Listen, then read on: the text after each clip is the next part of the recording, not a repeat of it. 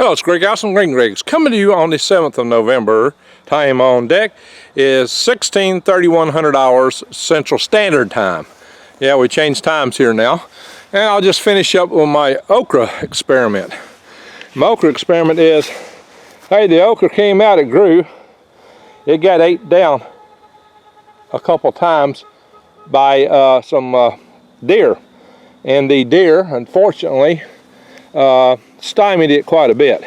It's trying to make okra pods, but it ain't gonna make it. It's just too late. I did plant it right toward the end of when you could plant okra, and had it not got ate down, it might have made it. I'm tempted to dig it up and put it in a greenhouse, but I'm going to disturb some of our garlic plantings when I do, if I do. And okra is not a plant that's known for transplanting, so it probably won't go well. We've had three freezing mornings here so far. Not freezing, we had 3 frosty mornings. Didn't get below freezing, but there was like frost on the house roofs, some leaves. I had a little bit of ice on my windshield in the morning. So about 3 mornings, they got, you know, like maybe down close to 34 degrees, which means in little areas it would get 32.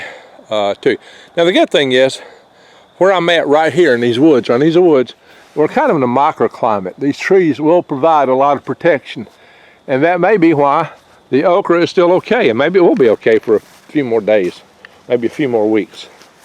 Looks like a mole's been through here. Got some little peppers, and some of my pepper plants I noticed had some blooms on them. I saw earlier, I think over here, which is kind of interesting.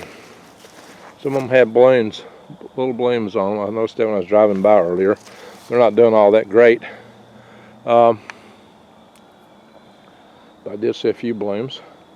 So what that means is that even though it got cold, it's not so cold it's wiped my pepper out yet. So I need to get back here and pick some of it. Some of it's dead. This was some sorry pepper anyway. The pepper I selected, somebody got it from a greenhouse that was going out of business. So this is the rejects, the overhandled stuff. Oh, I see where the blooms are.